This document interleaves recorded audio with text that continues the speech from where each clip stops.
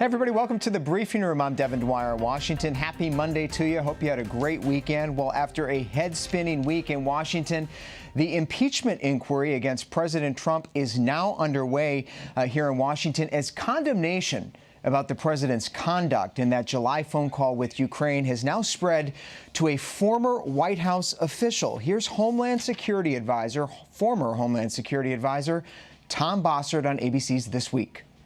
Yeah, I'm deeply disturbed by it as well, and this entire mess has me frustrated, George. Thanks for having me on.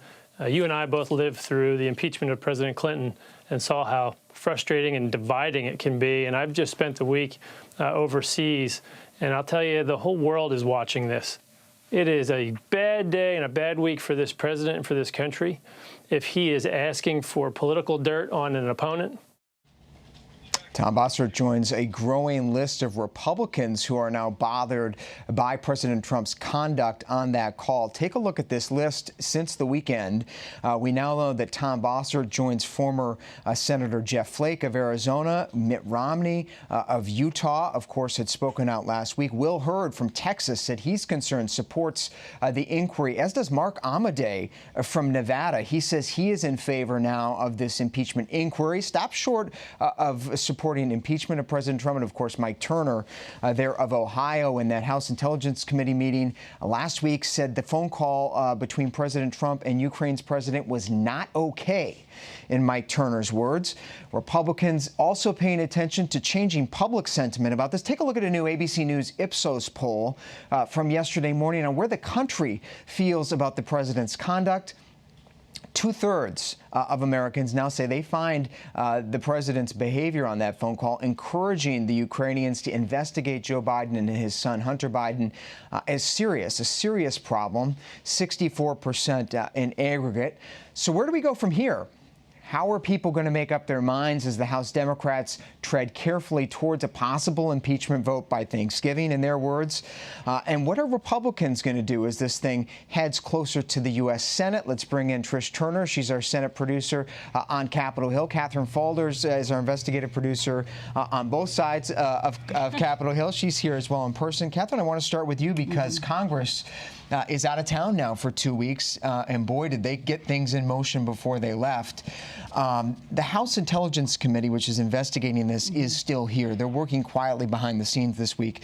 Tell us what's in store for this week on the impeachment inquiry. Yeah, they are. Their Schiff has told the members to stay in town. They're working in conjunction with the House Oversight Committee and the House Foreign Affairs Committee. Obviously, they are taking the lead on it. Later this week, there's some depositions scheduled of some folks that would have knowledge of this call that the whistleblower mentioned in the complaint. So we know that that's on tap. But really, this is, Devin, this is stuff that we're going to see happening behind the scenes. We know that there's some talk about the whistleblower coming to testify. No date has been set for that yet, but we'll see a couple behind closed doors, a couple of depositions later this week. And these are people that were named in the transcript, the rough transcript of the phone call that the president released last week, also in the whistleblower's report. I think we have a graphic of these. The committee this week, tomorrow, on Wednesday, rather, going to talk to former ambassador to the Ukraine, U.S. ambassador to the Ukraine, Marie Yovanovitch, get the name right there. There she is on the left. She had some interesting information. She was fired.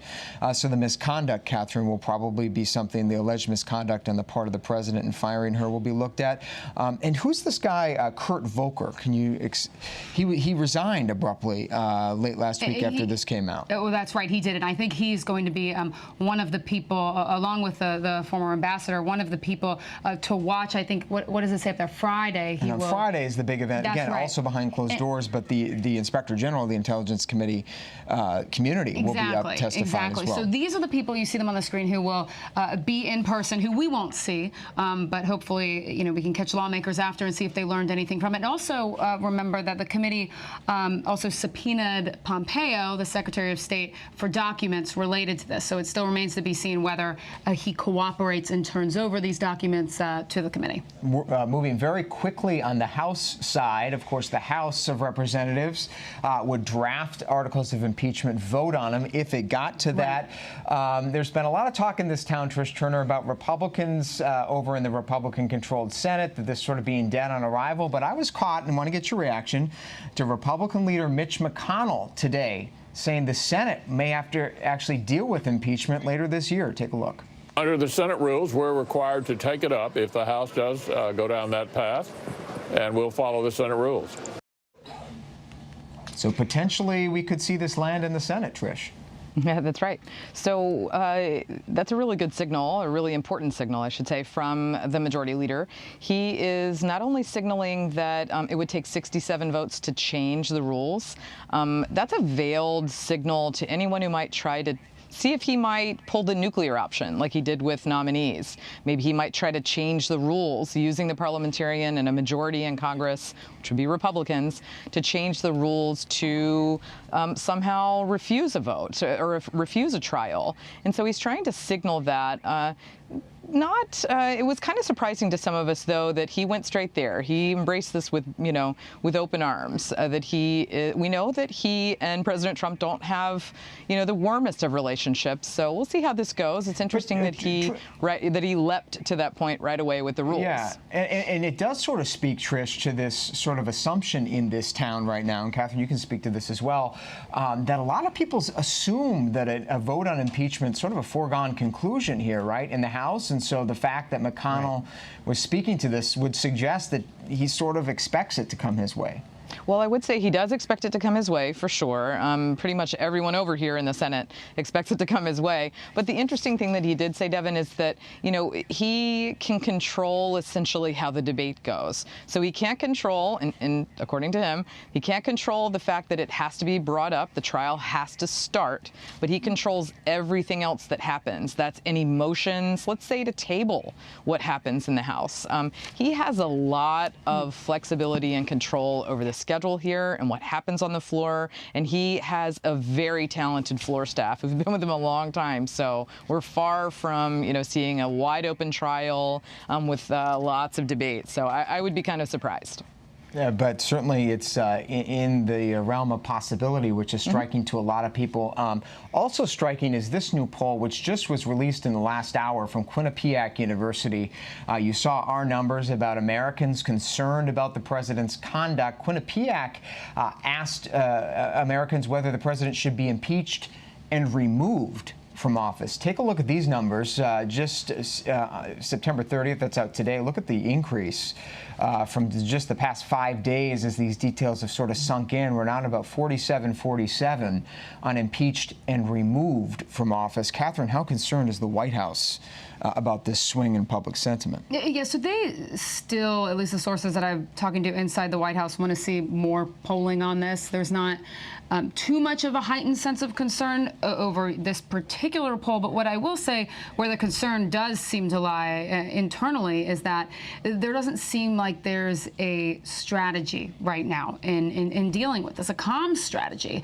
The White House counsel's office, according to our sources, was working all over the whole entire weekend with meetings and calls, figuring out how to chart their way forward in a way, and they need allies and people to be the face of the pushback, the Republican pushback in Congress. So that was a big focus. So there is a worry that I don't think, we're as prepared. They didn't think that Pelosi would do this. Yeah, and they need to come up, to your point, with a clear answer for how they feel about the president's conduct. Kevin McCarthy, the majority leader in the House, had a tough time last night on 60 Minutes coming up with a concise answer on the president's conduct. Trish Turner, before we wrap up this conversation, you just spoke with the Senate Intelligence Committee ranking member Mark Warner of Virginia. He's very concerned about the whistleblower in all of this and the seeming talk about White House strategy, intensification of attacks on whoever this person is. Let's play a little bit of that sound from your interview.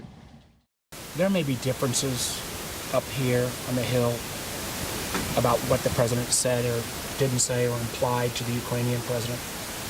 But there should be absolutely no differences between any of us who want to preserve the integrity of the whistleblower program, a program that's been around for 40 years, that has said to government employees, if you see something wrong or illegal, you can report it, and your identity will be protected, and you will have appropriate legal protections.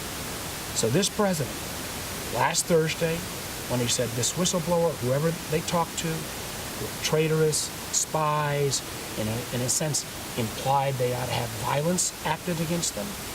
And his comments this weekend are outrageous. And my hope would be, even without getting to the substance of the call with the Ukrainian president, that colleagues on both sides will step up and say, back off, this program is so important, particularly when we're talking about the intelligence community. You know, these are men and women that protect our nation, many of them in a very dangerous way, many of them where they have to protect their identity. And this kind of chilling effect that this White House and this president is putting to the whole intelligence community, what I've heard just in the last few days, that a lot of intelligence community members that live in my state of Virginia, they're worried.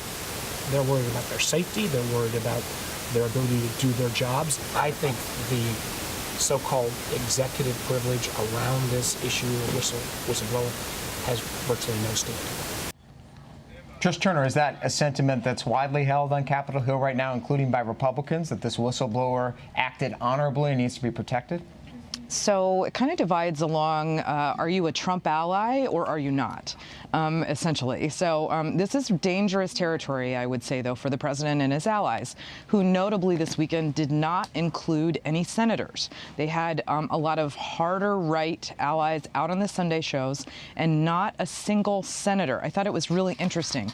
And but so listen, whistleblowers, that is sort of they're sort of, hallowed ground, essentially. Nobody touches them. I would say the one point that Trump's allies are making is that under the Justice Department's decision, this person's not considered a whistleblower. But then the director of national intelligence kind of surprised us. In the hearing last week, he said, he made it very clear, he does consider this person a whistleblower, and he is protected under the law, under the whistleblower law. So, Vice Chairman Warner, just there as I was talking to him, he said, look, I'm really worried, not just about this whistleblower, but the entire intelligence community, the people he's talking to, the president and his allies. What they're doing here is casting a chilling effect over the community, and that's a very big deal. And one last thing, Devin, Warner said he really thinks that in order for this whistleblower to come forward, these threats against his life, or he feels as if he's threatened,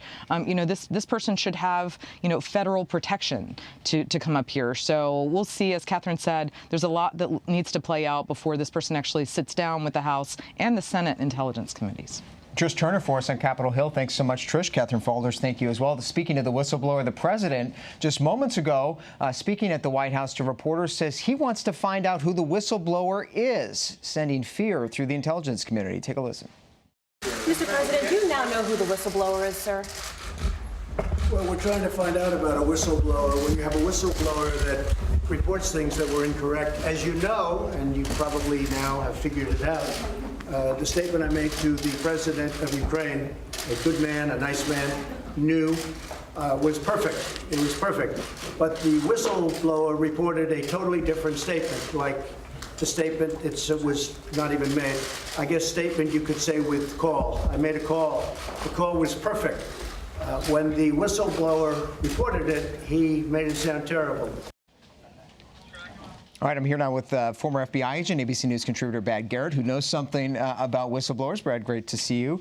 What is this whistleblower going through right now? Where do you think this person is being hauled off and secured? Okay. So this whistleblower's life will never be the same again. It's sort of the reality of being a whistleblower. Have they been ostracized at work? Maybe, maybe not, because who knows? You think they're even at work right now? Well, maybe. It's just, it really depends on how many people actually know who this person is. But if they're not at work, where are they? Where is their family? Do they need protection? All of these things fall into, in my view, a bit of a gray area, because it's like, it isn't like someone is accused of a crime or you have a clear-cut situation with the FBI or some other law enforcement agency looking at this. This is really an internal investigation. And so, where does the security fall? Does it fall if this person works at the CIA? Does it fall in their security apparatus to protect him or her and their family? That remains to be seen. And how much does the president's shining the spotlight on this whistleblower, saying, I want to find out who this person is, I want to meet with this person face to face, does that make it more complicated, more dangerous for the whistleblower, do you think? Well, any discussion that sort of raises the profile of the whistleblower, and in particular in a way that's not positive, is bad. The whole idea of the whistleblower program is for people to come forward with wrongdoing. A lot of this in other cases obviously gets into fraud and other areas of the government. This is a whole different animal. But the point being, you still want to encourage people. Comments like that discourage people. They become fearful. Maybe the president is trying to do that, actually, because he doesn't want people to talk about this. Well, that's actually what the whistleblower's attorney, Andrew Bakaj, said on Twitter a short time ago. Let's put up the tweet. He says, the intel community whistleblower is entitled, as you were saying, Brad, to anonymity. Law and policy support this. The individual is not to be retaliated against. Doing so is a violation of federal law. The same attorney for the whistleblower said over the weekend that some people are calling for a $50,000 bounty to out the identity of this person. I mean, this is serious business. Right. And I will tell you that other whistleblowers have experienced this, not to maybe this degree, because this is such a high-profile situation, but it creates hard feelings. And if you believe or are a backer of the president, you may fall into a camp where this is not legitimate in their eyes. Do you think this person knew coming forward as a seasoned intelligence official that this would be a career ender effectively? Do you think they knew? Do most in law enforcement, most officials know that if they themselves are going to be a whistleblower, they know the system, that this is such a high stakes move when you're speaking truth to power like that? I think the answer is yes, because if you look at the complaint, it is so detailed and clear. The clarity of what this person knew and didn't know, and what steps he or she went through to corroborate the information. It's clear to me this person knew that they were basically walking out on a pier and may not be able to walk back at any point, that their life would be different. Well, different and dangerous, we understand, under secure. Now, Brad Garrett, thanks so much for coming in. Brad, our ABC News contributor, former FBI agent. Appreciate you, Brad. Meanwhile, now, the president's former Homeland Security advisor, National Security Advisor, John Bolton, today is speaking out for the first time, someone who had his hand in the effort, in the phone call with the Ukrainian president, also now talking about North Korea. I want to bring in our State Department reporter, Connor Finnegan, for a little more on this, Connor, because John Bolton today didn't mince words when he made his first public comments on the Trump administration since leaving. He says essentially the president's North Korea policy has failed. Devin, it was really a stunning rebuke of President Trump's foreign policy on North Korea by his longest-serving national security advisor, a man who was with him for over a year and a half. As you said, in John Bolton's first public remarks today since his ouster from the White House, he really went piece by piece to challenge the very heart of Trump's engagement with Kim Jong-un, and this idea that Trump's personal diplomacy with the young North Korean leader could ultimately bring about the end of their nuclear missile program. In particular, he said that Kim Jong-un has not made the strategic decision to give up that nuclear weapons program, and no convincing him will change that. He also challenged President Trump for the repeated ballistic missile testing that North Korea has done for months now. Since his second summit in Hanoi, Vietnam, the North Koreans have conducted several ballistic missile tests, and President Trump has really dismissed them. But John Bolton said today that dismissing them is both dangerous, it undermines U.S. foreign policy here, it undermines the United Nations Security Council resolutions that are in place, and it allows the North Koreans to continue to enhance their missile program and their nuclear weapons program.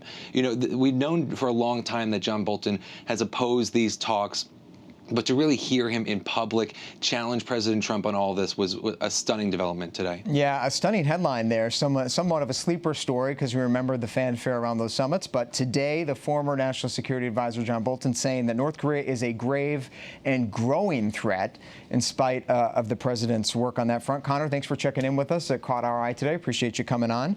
Moving on now to another startling headline today here in the briefing room. This one from an ABC News investigation. Nearly 30,000 children under the age of 10 have been arrested in the United States since 2013. That fact uncovered by our own Bill Hutchinson, who joins me now from New York. Bill, this is something of an eye-popper. A lot of people trying to figure out why children under 10, so many, would be arrested in this country. Why is this happening? What did you find?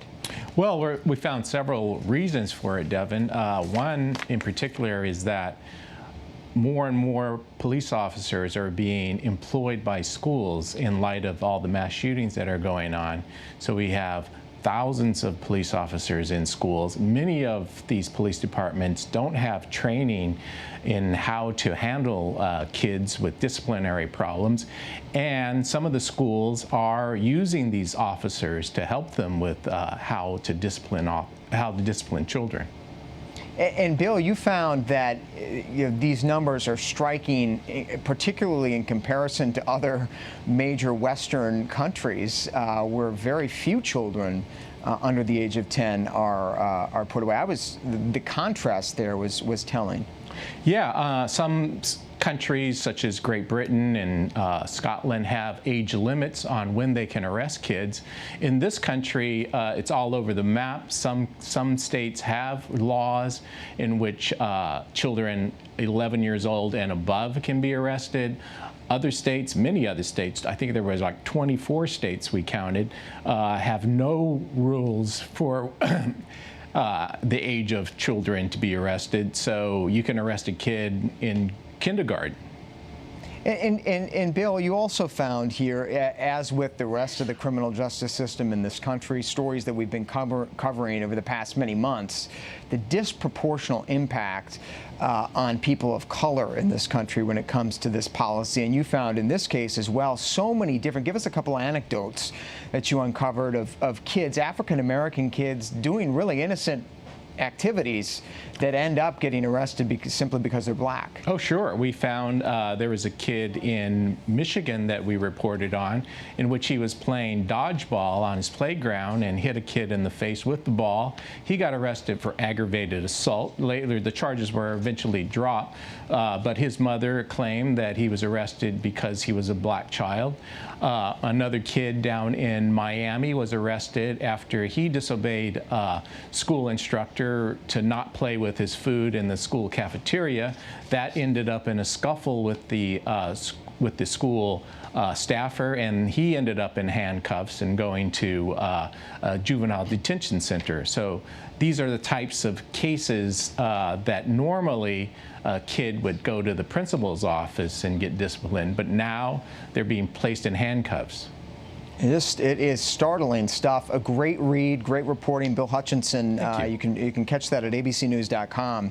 Again, quite the headline. Nearly 30,000 American children under the age of 10 have been arrested since 2013. Our thanks to Bill. Moving on now to a major story developing out of California today. Democratic Governor Gavin Newsom signing into law a new bill that would allow college athletes in that state to hire agents and make money from endorsements. It's a first in the country.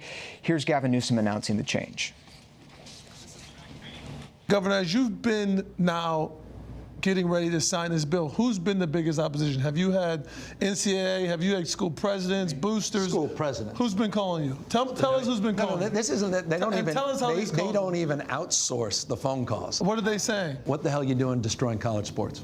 Why are you going to destroy women? And they all think this is the end of Title IX. They're saying you're destroying the purity of amateurism. Not once did they talk about the needs of these kids. Will they even listen to you?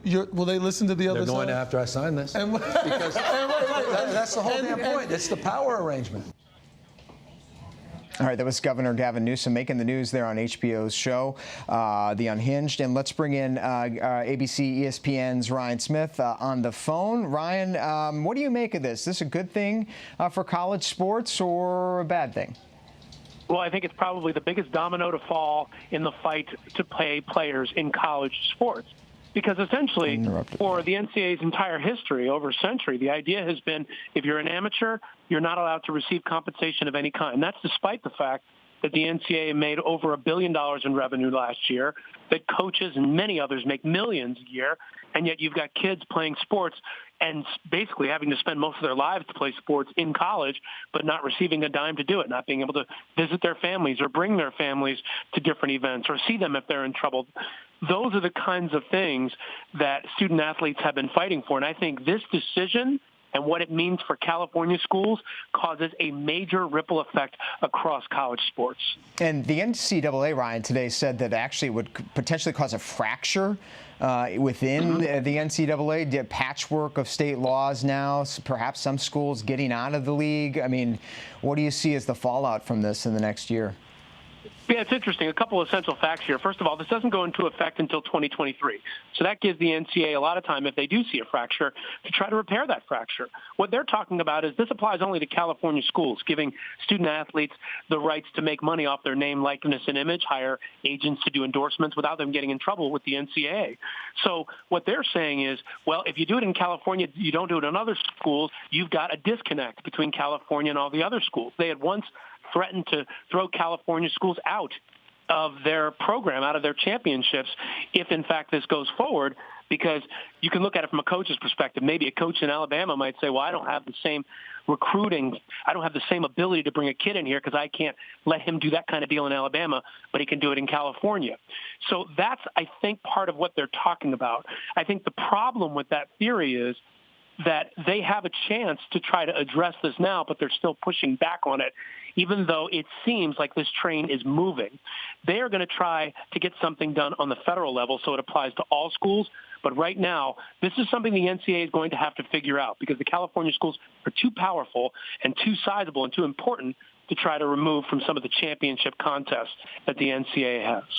That's a fascinating development. Ryan Smith with ESPN, ABC News. Thank you so much, Ryan. As Ryan pointed out, this goes into effect in 2023, so a little bit of time there for the schools and the league to figure this out. And, of course, I misspoke earlier. That announcement was made by the governor on HBO's The Uninterrupted program. Some breaking news right here into the briefing room right now. The House Intelligence Committee has just released a statement that they have subpoenaed the president's personal attorney, Rudy Giuliani, for documents involved with his work in the Ukraine. Of course, the president had asked Rudy Giuliani, as we have since learned, to go over to the Ukraine to investigate his political rival, former Vice President Joe Biden, and Hunter Biden, the former vice president's son, of course, on the board of that energy company over in the Ukraine at the time that Biden was vice president. Rudy Giuliani told George Stephanopoulos yesterday, gave a mixed answer whether he would comply with the subpoena. He ultimately said he would have to check with President Trump as his personal attorney whether he would testify or turn over documents. But breaking news right now here, the House Intelligence Committee broadening its scope of subpoenas and demands for documents and testimony as this impeachment inquiry moves forward. Finally today, a remarkable story here in the briefing room involving one of the U.S. Army's elite parachutists. ABC News got an exclusive interview with an Army Golden Knight who skirted death in an accident earlier this year, jumping out of the plane, now has bounced back to life, wants to do it again. And our Elizabeth McLaughlin is here because she traveled down to Fort Bragg, and jumped and met with these guys with our Martha Raddatz. So tell me about the story. This person jumped out of a plane, tragic accident, and now wants to go back to jumping? So this soldier is part of the Golden Knights, the Army's elite parachute team. And really, Devin, I think of two words when I think of the soldier: resilience and passion.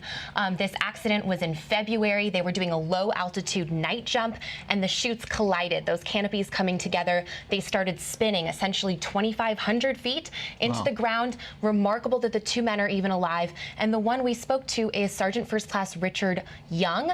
He is recovering still at Fort Bragg. And just to give you a sense of how scary this was, he was in a medically induced coma for 2 months, and I want you to listen to what his wife had to say about those moments when he was doing so poorly. You know, I know him, and well, they already said he wasn't going to make it through the first surgery, and he did. So, you know, let's give him a chance. You know, have faith in him, and so it was just pretty much knowing him and the kind of person he is and how like dedicated he is and how much he loves his children and his family. And I couldn't really imagine him not making it because. Yeah, a really, really emotional interview. How many bones did he break? Broke so many bones in his body, lacerations to every major internal organ. You can hear how emotional the wife, Trina, is with our Martha Raddatz. And then what we were able to go and see was his recovery, his physical therapy that's happening at Fort Bragg all these months later. He is walking again with a cane, and it's just been a remarkable experience to watch him on the bike doing these complex moves in his physical therapy class. And it will be much more time ahead, but I think what shocked all of us when we were down there meeting him is what he said to Martha when she asked what he wants to do again. So listen to that. I can't wait to jump out of a plane again. Once you get that first catch or free fall, you just want to get back to it. So I will definitely be back in the air again. It might not be as a Golden Knight because unfortunately now medically I don't meet the requirements to stay in the Army. So they're going to get me better, and then I'm going to take a retirement and go hang out and spend time with my kids and my wife. She doesn't. His wife doesn't look very amused by You this. can see her look at him like, really? Are you serious? But these accidents are very rare. In the last 10 years, they've only had 5 of these very serious accidents. So it's a relatively just incredible team, very, very competitive athletes. Thanks for bringing us that story. Thanks to Martha Raddatz as well. And our hats off to Sergeant First Class Richard Young down there with the Army Golden Knights at Fort Bragg. Thank you so much, Elizabeth. And we'll go back now to our check-in on our breaking news developing right now here in Washington. The House Intelligence Committee, as it plows forward with its investigation of President Trump as part of its impeachment inquiry, has just subpoenaed documents from the president's personal attorney, Rudy Giuliani. The request just coming out a few minutes ago from Adam Schiff, the chairman of the committee. Also requesting documents are the chairman of the Committee on Foreign Affairs, Eliot Engel, also the Committee on Oversight and Government Reform, Elijah Cummings. This is a joint request for documents from Rudy Giuliani. In a statement, the chairman of those committees write, pursuant to the House of Representatives impeachment inquiry, we are hereby transmitting a subpoena that compels you to produce the documents set forth in the accompanying schedule by October 15th, 2019. They're giving Rudy Giuliani a couple of weeks here. The committees go on to say they're investigating President Trump's alleged effort to pressure the Ukrainians to interfere with the 2020 election. And they're seeking text messages, phone records, other communications. And the chairman say they are looking to see whether or not Rudy Giuliani was acting alone in his capacity as the president's private attorney. I want to bring back our investigative reporter, Catherine Falders, who is here. She's been covering this story since it broke. Catherine, Rudy Giuliani is sort of a central figure in all this. He was out on the Sunday show with George Stephanopoulos trying to sort of kick up a lot of dust around this story. He's the president's most arduous defender in all this, but really what we've learned from the whistleblower and from the transcript in that controversial phone call, Rudy Giuliani was really freelancing on behalf of the American government to try to investigate the president's political rival. Yeah, and we also learned that the Attorney General, Bill Barr, who the president talked about in that call, also wasn't particularly happy that the president was referring to him and Rudy in the same sentences. But I will say, in that interview that we're showing on the screen there, when Giuliani was specifically asked by George whether he would cooperate with Schiff, at first he said he'd have to decide, then he said he wouldn't, then he said he'd be happy to cooperate. So I'd be interested to see how Giuliani responds to this request, and it's also important to note that this request is for documents. Schiff indicated that he would subpoena Giuliani for documents, and then after they do or don't get these particular documents, then they will ask for his testimony. But some Democrats I've spoken to who are involved in this don't want to make this investigation a show. They seem to think that having Giuliani appear there publicly and talk to the committee won't help. They think that Giuliani is going on television, that he's actually giving them more investigative leads by continuing these interviews. And one more thing, Devin, from this letter that we're just getting in now that I want to read, the committee is telling Giuliani that if he doesn't cooperate or doesn't comply with the subpoena, including at the direction or behest of the president or the White House, it shall constitute evidence of obstruction of the House's impeachment investigation. That language, that refusal to comply with the subpoena would amount to obstruction, is something that we've seen in a number of requests just in the past few days that have gone out from the committee, including to Mike Pompeo Pompeo, the Secretary of State. That same line was in that letter. It does appear, Catherine, that these committees are preparing to take any refusal to comply and put it into articles of impeachment, that this is a potential obstruction effort. And they know that the White House and these agencies really aren't going to comply. And we know that in previous investigations, whether it's related to Mueller, that the White House has stonewalled Congress. The White House wouldn't see it that way. They've given over some process documents, for example. I'm not so sure we'll even see that here at all. I think they will block this effort fully. And I think it's because the White House will say, and Giuliani, I'm sure, may too, that we release the call transcript, we release the complaint, you have everything you want, what more do you need?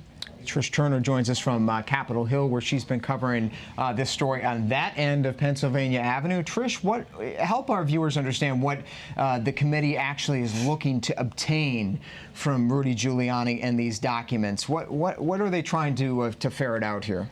So all along, Devin, this has been a really what appears to be the fertile ground on the substance side of this. So we were talking about the whistleblower in one instance, but members really want to know what is behind this sort of shadow foreign policy, if you will, that Rudy Giuliani, the president's personal attorney, has been conducting on his behalf, on Trump's behalf in Ukraine. So, even when I talked to Vice Chairman Warner earlier, he just shook his head when I asked about Rudy's role. Lindsey Graham, one of the top allies of this president, he shakes his head at Rudy's role. One conservative senator called him Rudy a free-range chicken. So they really don't quite understand what Rudy Giuliani has been doing in Ukraine. He has been, according to the mayor himself, he's been digging for the president on what exactly Hunter was doing there. What did the vice president do? Why was he pressuring this prosecutor allegedly, pressing the government to oust this prosecutor who was looking into Hunter Biden? So they want to know about that. And this is the subject really extends far out. Rudy Giuliani was dealing in China. He was dealing in Ukraine. And so they are going to want to get to the bottom of all of this. And, Adam Schiff, the chairman of the House Intelligence Committee, he telegraphed that he was going to do this as early as today. And as Catherine said, this is a sped up process. And we really don't expect them to go to court to fight this. And like you said, they're indicating that. Yeah, they're going to take a refusal to comply as a refusal to comply. Catherine, there's been so much surprise throughout the administration. You've been hearing from officials in the NSC, in the West Wing. We've heard from some of our reporting over at the State Department. Rudy Giuliani was operating in this private channel with President Trump, much to the frustration of many other officials. People didn't know what Rudy Giuliani was doing. They didn't know what the policy was toward the Ukraine. It was that the president and Rudy Giuliani, it seems, had sort of hatched this plan, this strategy on their own, and were trying to carry it out without the input from the typical government apparatus. Right, and I was speaking with someone just a short time ago who's familiar with this investigation, Devin, who essentially said the same thing, right? You have these lawyers who are working inside the White House and across the administration, but really, I don't think that they have a full picture of what the president was telling Rudy Giuliani, who Giuliani was working with, what conversations, if any, he was having with the Department of Justice. And I think that it has been, at least from sources that I've spoken to, a big frustration. And frankly, a lot of folks have indicated that they just want Giuliani off of television. The president, of course, wants him out there. ABC News political strategist Matthew Dowd joins us now on the phone. Hey, Matthew, give us your reaction to Rudy Giuliani's being subpoenaed here. Well, it seems that the Democrats are putting this thing on a huge fast forward, and this is just another part of it. The moving pieces moving very fast towards which I think is likely the president to get impeached, but by Thanksgiving.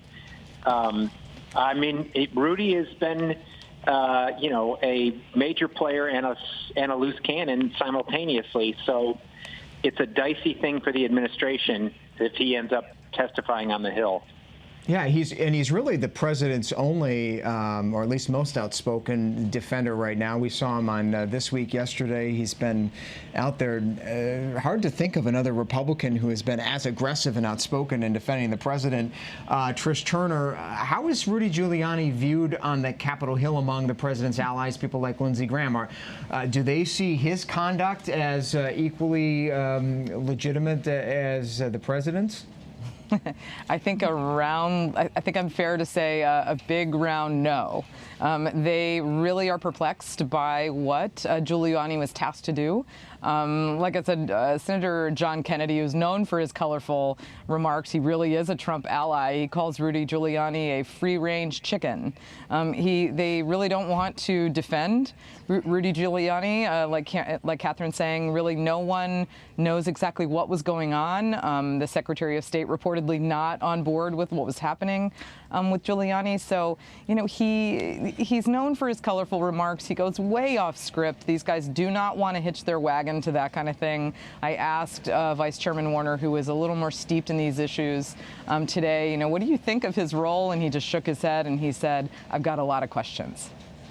And Matt, thank you so much, Trish Turner, for us on Capitol Hill. I know she's got to run back to chasing some reporting up there. Thanks, Trish. Matt Dowd, want to bring you back into this because Rudy Giuliani's role in all of this, particularly the last few days, Matt, since the impeachment inquiry formally got underway, sort of has echoes of the birther scandal. These Trump acolytes out there sort of fanning these conspiracies without a lot of evidence behind them. Well, I mean, not without a lot of evidence, really with no evidence behind it. It's you watch this, and then even when confronted by various journalists, both within our organization and all the other organizations, they keep returning to this sort of large headline with no specifics and no detail and no real evidence in this. And I think they're just trying to cloud the whole situation so the public would look at it as, oh, they're all bad, they're all bad. I think the problem for the president and the problem for the Republicans on this one is it's fairly easy to understand what the president could have done and why it was bad. And I think for all of the Mueller report and for everything that went on with that got very complicated to explain in 20 seconds to somebody what all that meant. This is very easy to understand. A call with the president of Ukraine, the president of the United States possibly asking the president of Ukraine to investigate his political opponent in juxtaposition with the arms deal. Fairly easy to understand, and I think that's the problem the Republicans have. They're not answering the charge. None of them are answering the charge, really. They're all just trying to muddy the waters with Joe Biden, as you said, with no evidence. Yeah. And as we still have you on the line, Matt, want to get your reaction to some new polling that's come out on the issue of impeachment just in the past few hours here. If we have it, control room can put it up. A new Quinnipiac University poll out today found that 47% of Americans support impeachment and removal of President Trump. It shot up about 10 points in this particular poll. Of course, it's a snapshot. But just over the course of 5 days, Matt, what does that tell you now that support for impeachment, support for the impeachment inquiry has really started to surge? Well, this is, as you know, Devin, this is the fifth or sixth straight poll in the last 48 hours that has shown a rise of a near majority of the country for impeachment of the President of the United States. Now, this was even more of a further because this was not only impeachment of the President of the United States, but removal, where you have 47%. And the only thing I can compare it to was the time of Richard Nixon. And these are actually much higher numbers than what people thought we should impeach Richard Nixon until way into the Watergate hearings and way further along, until way into the release of the case that showed the president guilty. So this is problematic for the president.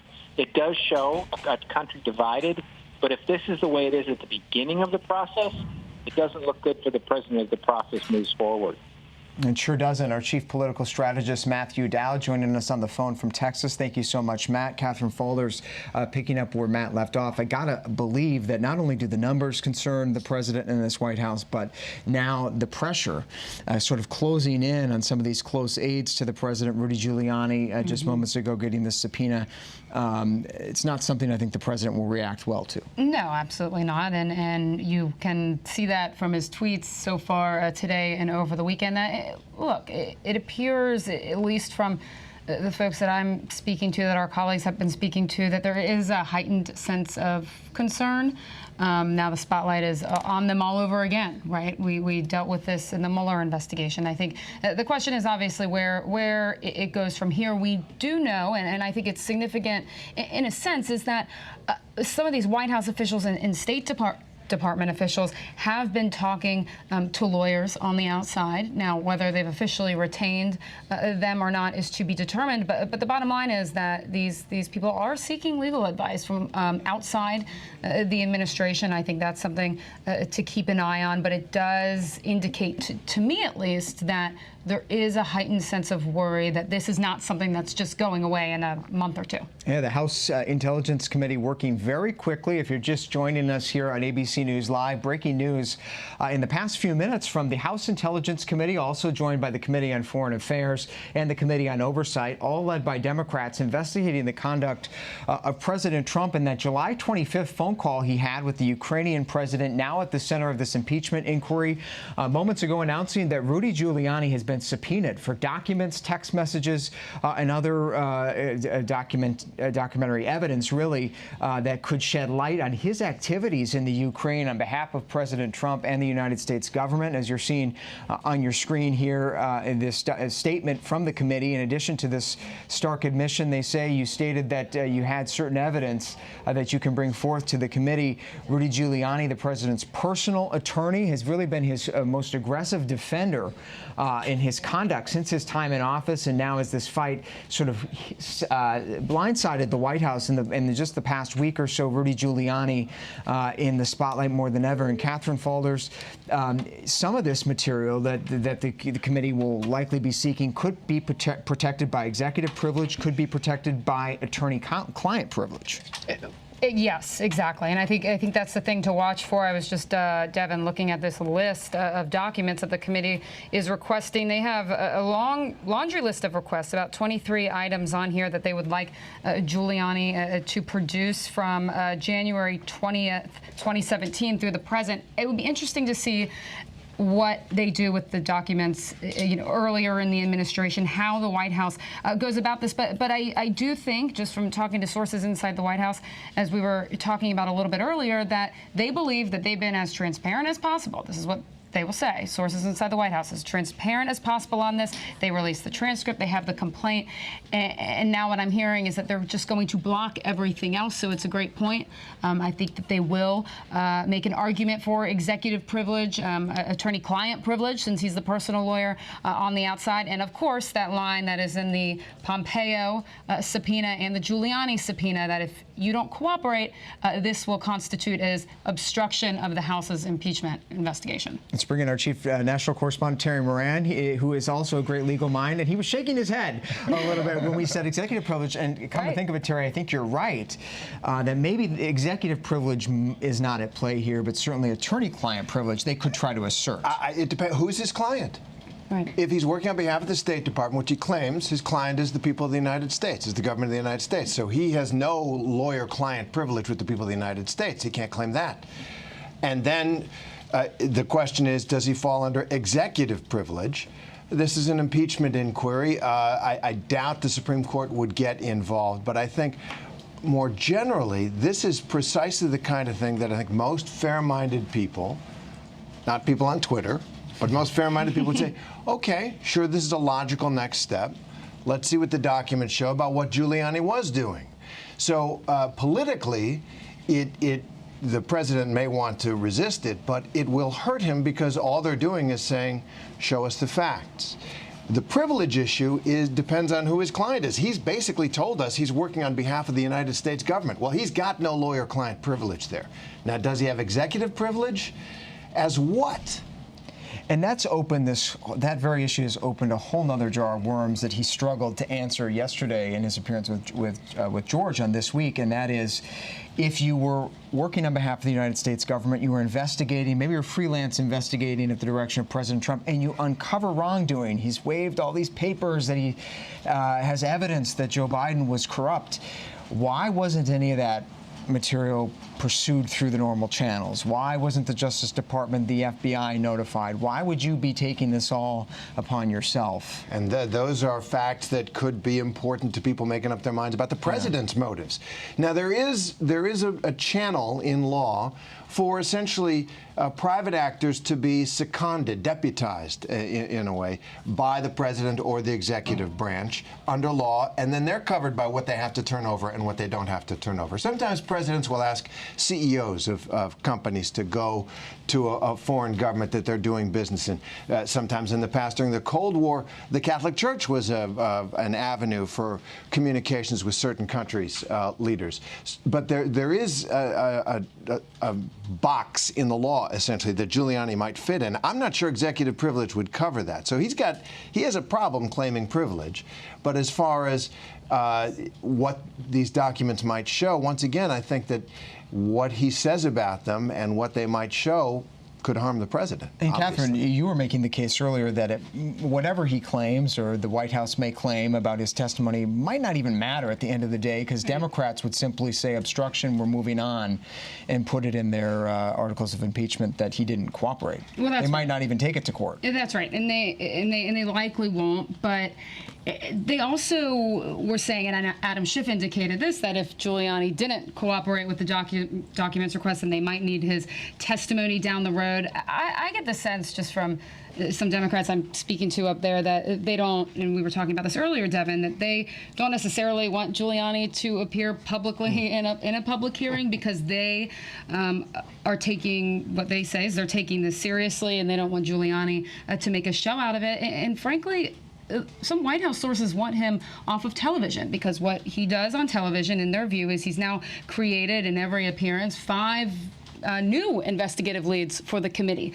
Different people the committee can subpoena. So frankly, while Schiff does want these documents for Giuliani, he was at the center of this, he's important to them, they also want documents and perhaps testimony and depositions from other people connected to Giuliani. Taking a step back, if you're just joining us here on ABC News Live, Terry Moran, Catherine Folders, I'm Devin Dwyer. We're covering breaking news right now. The House Intelligence Committee has formally subpoenaed the president's personal attorney, Rudy Giuliani, for documents related to his activities in the Ukraine, of course, following the president's July 25th phone call that's now at the center of this impeachment inquiry. This comes as the House is formally getting its impeachment inquiry underway this week. The Congress out of town on recess, but those investigators in Congress actively pursuing their investigation of President Trump are working very quickly now to gather documents, begin depositions this week.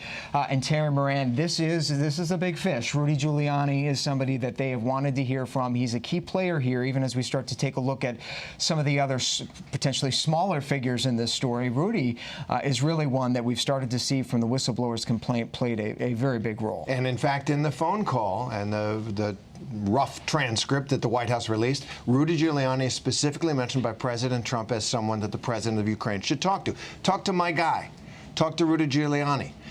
So, of course, he's a source of information about what the president was after. Was he doing something in the national interest, or was he trying to get dirt on a political opponent from a foreign government? I don't think you're going to get a straight answer, or you aren't going to get the answer you might want to hear from Rudy Giuliani, who's zealously defending his client at every step of the way. And I don't think that the courts, I agree with Catherine, are going to get involved and force Giuliani to testify or force him to turn over documents, because this is different. In an impeachment inquiry, the court is not going to want to get in the middle of that. What they did in the Nixon case, now the Nixon tapes were released not because of the impeachment inquiry. The Nixon tapes were released because of the criminal trial of Nixon's aides. And the Supreme Court said you must turn over criminal evidence to give everybody a fair trial. In an impeachment, they aren't going to get in the middle of that. So what they did in the Nixon case was add an obstructing the impeachment inquiry article of impeachment. This is a political process. Yes. We're not in Yes. the legal system really here. So the courts are like, the Constitution spells this out. Chief Justice sits up. He pretty much does nothing in the trial.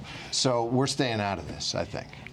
You talk about Rudy Giuliani, Terry, being the president's most outspoken defender, someone who is not only defending the phone call at face value, but also kicking up a heck of a lot of smoke around other conspiracy theories, if you will. He was on This Week with George Stephanopoulos. I know you guys caught it. If you didn't see it, we're going to replay it for you now. Here's Rudy Giuliani just about 24 hours ago interviewing with George about his role in this impeachment inquiry. Take a look. We are joined now by the former mayor of New York, Rudy Giuliani, the president's personal lawyer. Mayor, thank you for joining us here this morning. You just heard Tom Bossert right there. He says if you keep pushing this conspiracy theory that he says has been debunked, you're going to bring the president down. With all due respect to Tom Bossert, he doesn't know what he's talking about. That I invented this. This was given to me. It was given to me in November. He says intelligence agencies debunked it. He told the president that more than 2 years ago. Oh, you were talking about that CrowdStrike thing? Yeah. That isn't the only thing he asked about. What he's asking about here is... Let's focus on that first, though. I mean, do you accept that it's debunked? Will you stop peddling it? I've never peddled it. You ever hear me talk about CrowdStrike? I've never peddled it. Tom Bossert doesn't know what he's talking about. I've never engaged in any theory that the Ukrainians did the hacking. In fact, when this was first presented to me, I pretty clearly understood the Ukrainians didn't do the hacking. But that doesn't mean the Ukrainians didn't do anything, and this is where Bossert So why does the president keep repeating it? Let's get on to the point. Well, this was... I just heard... I agree with Bossert on one thing. It's clear there's no evidence the Ukrainians did it. I never pursued any evidence, and he's created a red herring. What the president's talking about is, however, there is a load of evidence that the Ukrainians created false information, that they were asked by the Obama White House to do it in January of 2016, information he's never bothered to go read. There are affidavits that have been out there for 5 months that none of you have listened to about how there's a Ukrainian court finding that a particular individual illegally gave the Clinton campaign information.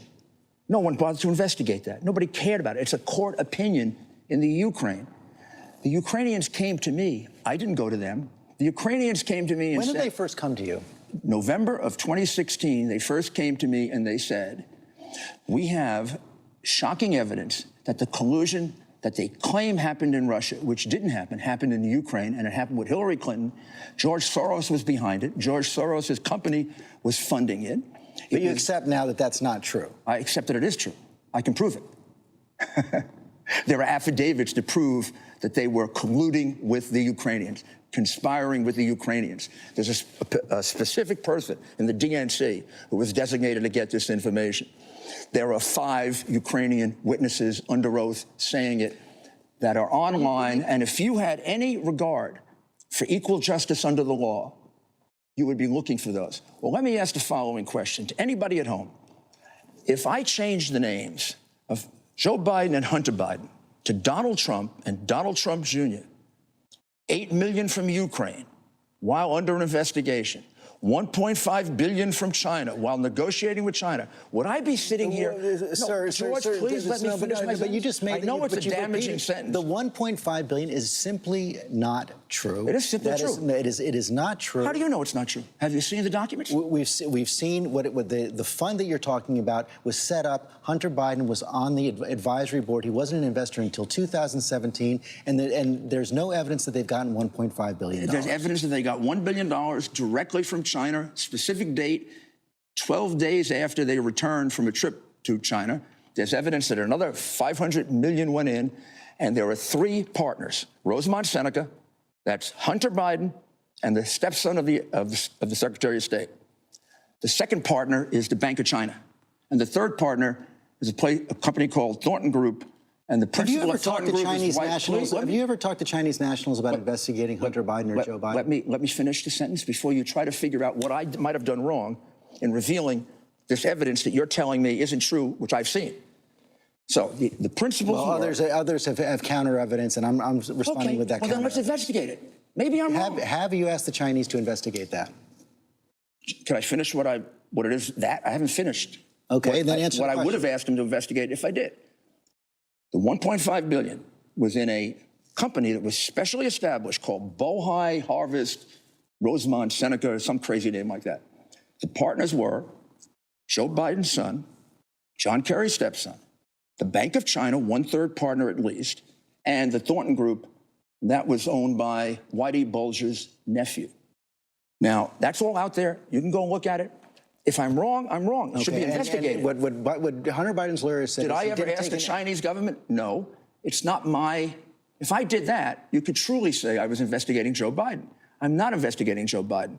I fell upon Joe Biden in investigating how the Ukrainians were conspiring with the Hillary Clinton campaign to turn over dirty information, including something for which a Ukrainian has already been convicted. So I have a very solid basis for doing it. I also support everything I say with affidavits.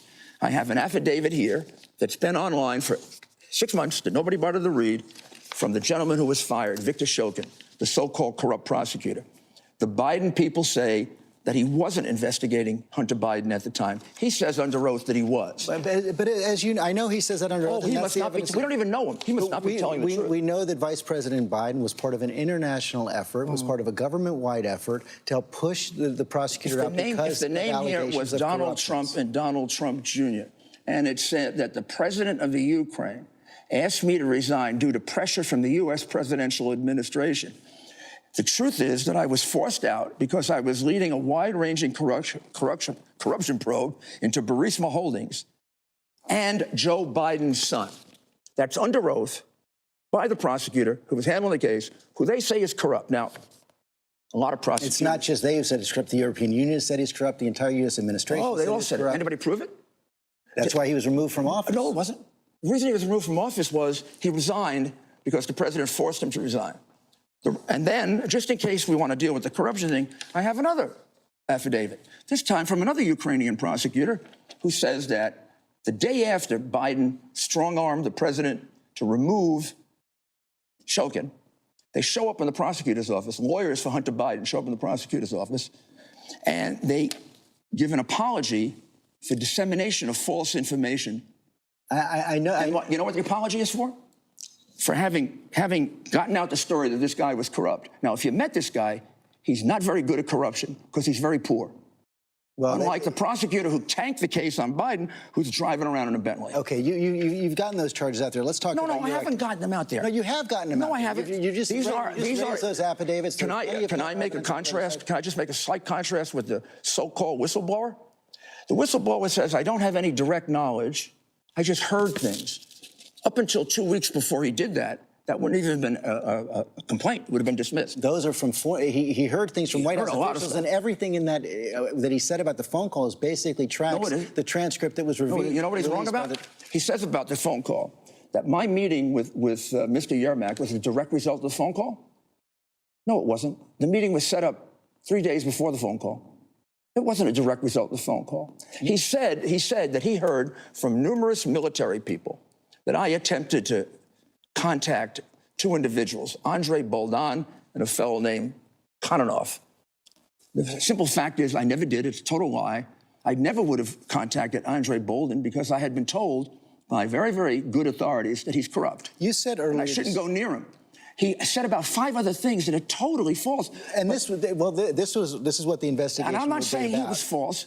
I'm saying he could have heard it wrong. That's why, George, that's why it's hearsay. Because it's unreliable, inherently unreliable. That's what the investigation unlike is about. Unlike him, please, can I just make my point? You've been making your point. No, I haven't. Unlike him, these are affidavits. From individuals who are implicated and who Isn't that the way we prosecute crime? People implicated? That will be part of the investigation that the House is conducting. How about if I tell you over the next week 4 more of these will come out from 4 other prosecutors? And they will all be investigated. Meantime, no, George, they won't be, because they've been online for 6 months. And the Washington press will not accept the fact that Joe Biden may have done something like this. If these are so serious... If this were Donald Trump and Donald Trump Jr., I wouldn't be here having to do this. Mr. Mayor, I am defending my client the best way I know how. This is not about getting Joe Biden in trouble. This is about proving that Donald Trump was framed by the Democrats. If these charges are so serious and so credible, why have they not been picked up by the president's hand-picked FBI director, the president's hand-picked Attorney General William Barr? I don't know. Maybe they have been. I don't know if they have been or they haven't. And if I did, I couldn't tell you. But isn't that the appropriate place for that if they are serious and credible charges rather than the president? One of the ways this came to me is that the 4 different Ukrainian prosecutors, you can dismiss them all. I can't if they're willing to swear under oath.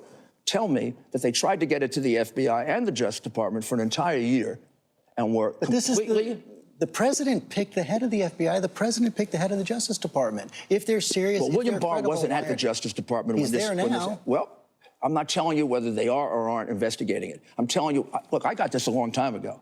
In November of 2018, very serious concerns at that time by the Ukrainian prosecutors about the FBI. So I decided to go another way. Also because if I went to the FBI or I went to the Justice Department. You've never done that? I'm not saying I did or I didn't, but if I did it at that time. Well, what's the answer? Did you or didn't you? I've never initiated going to them for a simple reason. Schiff would claim I was exercising my influence to get it investigated. So here's what I did. I put it online. I announced it. I went on every place and said, I have this evidence. And I waited for them to come and get it on their own. So I didn't get a charge that I was trying to force an investigation they didn't want to do. But if you just bother to Google, I made it easy to make this case. Mr. Mayor, put it together. I've gone through this, and there's, as I said, have you read Kalyunuk's statement? I have read affidavits. Mr. Kalyunuk is another prosecutor. I've seen that there's no credible allegation of wrongdoing against Joe Biden. Why is this less credible than the whistleblower when this is direct knowledge and the whistleblower is hearsay? Why is Kalyunuk's statement not credible evidence when he went under oath? Why isn't Kuliak's statement not credible evidence when he went under oath? You'll have to ask that to the Ukrainian authorities and our own Justice Department, which is not prosecuting. But I do have to move on. Who says our Justice Department isn't prosecuting? You believe the Justice Department is investigating? I don't know. If they're not, it would be There's no kind evidence that they are. But are you going to cooperate with the House investigation? Is it possible, excuse me, I'm being respectful. Is it possible for you to ever treat a charge against a Democrat in the same way as you treat a charge against a Republican? Are you telling me that if there was a sworn affidavit, and the names here were Donald Trump and Donald Trump Jr., you, your network, the entire Washington, wherever they are, wouldn't be, I wouldn't have to be sitting here showing it to you. Are you telling me if there was evidence that Barack Obama was calling up the Russians and say, I want you to look into Donald Trump, that you wouldn't be blowing that up? He didn't do that. I know he didn't do that. He didn't do that. No. Trump didn't do that. He called him up and he said, I want you to investigate these charges of corruption. If he hadn't asked them to investigate Biden, he would have violated Article 2, Section 3 of the Constitution. And I also know if Obama had called Biden in when the New York Times first broke the story in December of 2015 that his son had a massive conflict of interest working for the most corrupt oligarch in Russia, in Ukraine, if Obama had called him in like a president who understood Article 2, Section 3 and said, Joe, what the heck are you doing with your son who just got tossed out of the military where I had to pull strings to get him in? Your son is working for the biggest crook, listen to me, the biggest crook in Ukraine, and we're trying to fix corruption in Ukraine, and you got him working for Mykola Zlochevsky, who stole $5 billion? Mr. Mayor, you've made your case. Did Obama do that? Did Obama do that? Are you going to cooperate with the House Intelligence Committee? That is a question that has a lot of implications to it. Believe it or not, I'm an attorney. Everything I did was to defend my client. I am proud of what I did, and I am proud of having uncovered what will turn out to be a massive pay-for-play scheme, not unlike the Clinton Foundation. So will you cooperate? And then we got to look at the $1.5 billion from China. You keep on throwing out the charges. And the two other places that Hunter Biden went to sell his father's office. Will you cooperate with the House Intelligence Committee? I wouldn't cooperate with Adam Schiff. I think Adam Schiff should be removed. If they remove Adam Schiff, if they put a neutral person in who hasn't prejudged the case, if they put someone in, a Democrat who hasn't expressed an opinion yet, if I had a judge in a case and he had already announced I'm going to impeach, if he already went ahead and did a whole false episode, wouldn't I move to recuse that judge? So that's your answer. You're not going to cooperate. I didn't say that. I said I will consider it. You said you wouldn't do it. You said you will not cooperate with Adam Schiff. I said I will consider it. I have to be guided by my client, frankly. I'm a lawyer. It's his privilege, not mine. If he decides that he wants me to testify, of course I'll testify, even though I think Adam Schiff is an illegitimate chairman. He has already prejudged the case. If we want fairness here, we got to put somebody in charge of that committee who has an open mind, not someone who wants to hang the president, who said, I have evidence of Russian collusion. Adam, where's the evidence? Why don't you ask him to produce the evidence? He's coming up right now. Are you going to ask him? Are you going to interrupt him as often as you interrupt me? I gave you plenty of chance to make No, let's see. Let's see how the interview goes. Okay. Hi, Adam. Nice to see you. Thanks for coming. Gee, on how this could they morning. go after Joe Biden? Thank you, Mr. Oh, my Mayor. God, I'm going to kill the guy who did it.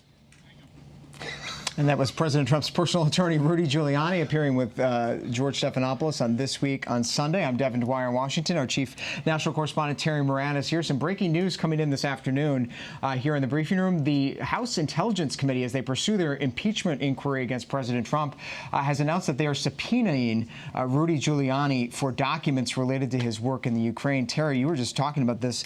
There's sort of a conundrum here. Rudy Giuliani told George that the State Department dispatched him over to the Ukraine to do some official work. And yet here he is also telling George that his client, presumably President Trump, maybe, would have to sign off on any documentary or testimony evidence that he would turn over. Sort of a weird situation. Well, he can't have it both ways. He can't have it both ways. If Donald Trump is his client, then he was operating a shadow foreign policy without the approval of the people's government in the United States. If he's working for the State Department, and he's produced some emails from State Department officials saying, I hope you go meet with somebody or so on, then he's not, Donald Trump is not his client. Official business. He doesn't have any lawyer-client privilege. He's a lawyer for us. So either he's operating in the shadows, or, as he claims to defeat that accusation, he's working for the State Department. He doesn't have a privilege. He doesn't have a lawyer-client privilege. I mean, maybe there's an executive privilege claim. It's remote from the White House, but maybe he's got an executive privilege claim. But he keeps saying, I'm working for my client, but the State Department is, I'm working for the State Department, too. You can't have it both ways. And we know investigators want to get to the bottom of that. Who directed him to go to the Ukraine? What information was he gathering from the Ukraine? He gave sort of a mixed answer to George when George said, will you cooperate? This was yesterday before the request came, but he said, I'll cooperate. No, I won't cooperate. I have to talk to the president. So we'll have to see how he plays. He has to talk to Donald Trump. He says Donald Trump is his client in that sentence. On other sentences, he's saying he's doing the business of the United States government. I mean, that is a conflict of interest. Donald Trump's interests are not always the identical interests of the United States. That's why he can't represent both. And to remind our viewers, Terry, he is a central figure in all this. There's one phone call from last summer, July 25th. The president released the rough transcript last week. It's what sort of set the wheels in motion on this impeachment inquiry. Rudy Giuliani was mentioned on that call, and the whistleblower testimony also says that he was a central figure in what concerns so many White House officials. So what the committee wants to know from him would likely serve as the heart of their impeachment case, potentially. That's right. Donald Trump, President Trump, put Rudy Giuliani in this case. On that phone call, we have the rough transcript released by the White House where the President of the United States has talked to Rudy Giuliani. He's working on this.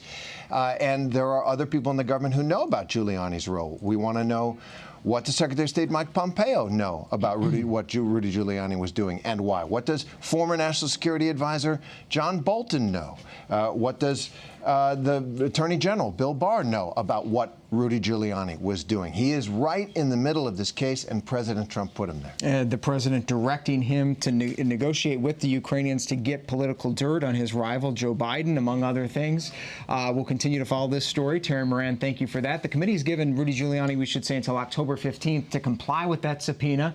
So we'll be continuing to follow his reaction, the White House response. The president has not tweeted about this development just yet, but stay with us here on ABC News Live and at abcnews.com for continuing coverage of the impeachment inquiry. I'm Devin Dwyer in Washington. Have a good afternoon.